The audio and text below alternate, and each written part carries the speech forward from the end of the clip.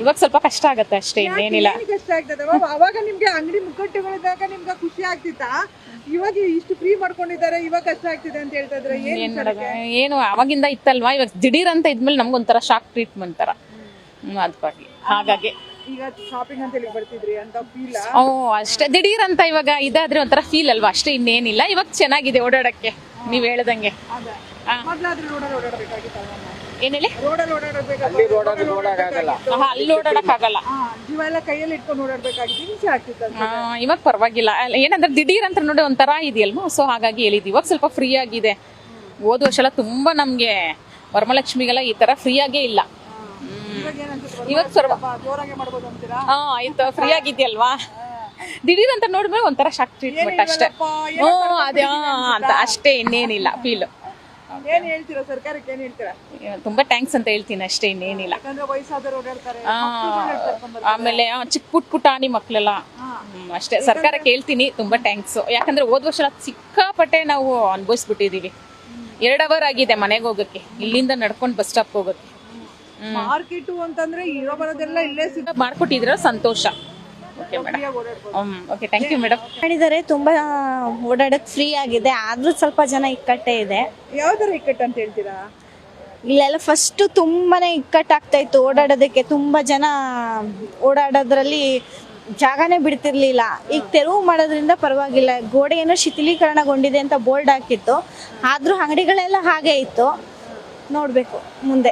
ಈಗ ಮೊದಲು ನೀವು ಓಡಾಡ್ಬೇಕಾದ್ರೆ ಅಂಗಡಿಯವ್ರಿಗೆ ಸ್ವಲ್ಪ ಜಾಗ ಬಿಡಿ ಅಂತಂದ್ರೆ ಯಾವ ತರ ರಿಯಾಕ್ಟ್ ಆಗ್ತಿದ್ರು? ರಿಯಾಕ್ಟ್ ಕೂಗಾಡೋರು ಮೇಡಮ್, ಸ್ವಲ್ಪ ಮಾತಾಡೋರು. ನೋಡ್ಕೊಂಡು ಹೋಗಿ ಅಮ್ಮ, ನೋಡ್ಕೊಂಡು ಹೋಗಿ ಅಮ್ಮ ಅಂತನೋರು. ಜಾಗನೇ ಬಿಡ್ತಿರ್ಲಿಲ್ಲ ಜನ.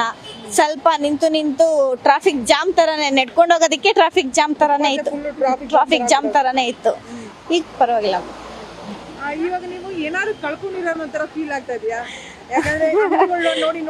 ಹೌದು, ಸಡನ್ ಆಗಿ ಖಾಲಿಯಾಗಿ ಏನಪ್ಪ ಇದು ಸಡನ್ ಆಗಿ ಎಲ್ಲ ತೆರವಾಗಿದೆಲ್ಲ ಅಂತ ಒಂಥರ ಶಾಕ್. ಅನ್ಕೊಂಡಿದ್ರ ಮ್ಯಾಮ್ ಈ ತರ ಆಗುತ್ತೆ ಒಂದು ದೊಡ್ಡ ಕೆಲಸ? ಯಾಕಂದ್ರೆ 50 ವರ್ಷದಿಂದ ಇದ್ದಿದ್ದ ಅಂಗಡಿಗಳು ತೆರವಾಗುತ್ತೆ ಅನ್ನೋದು ನೀವು ಅನ್ಕೊಂಡಿದ್ರಾ? ಇಲ್ಲ, ಅನ್ಕೊಂಡಿರ್ಲಿಲ್ಲ.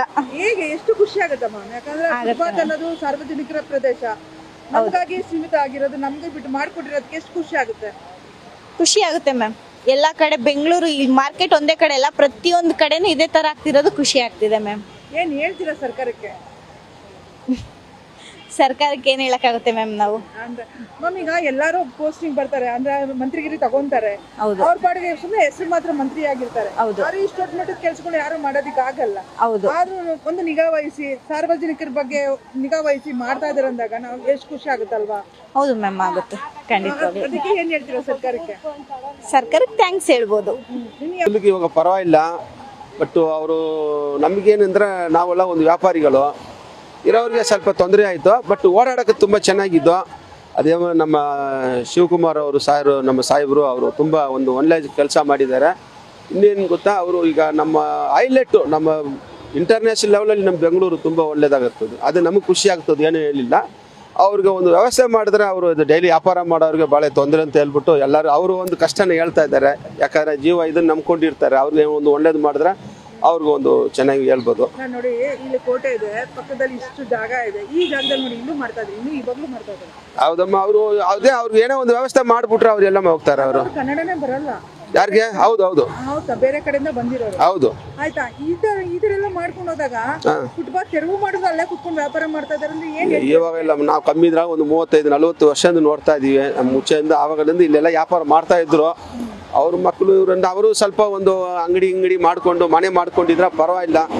ನಾವು ಒಂದು ಚೂರು ಸ್ಟಾರ್ಟಿಂಗಲ್ಲಿ ಈ ಥರ ಇದರಲ್ಲಿ ವ್ಯಾಪಾರ ಮಾಡಿ ಇವಾಗ ಮುಂದಕ್ಕೆ ಬಂದು ನಮ್ಮ ಮಂಡಿ ಮಾಲೀಕರೆಲ್ಲ ಆಗಿದ್ದೀವಿ.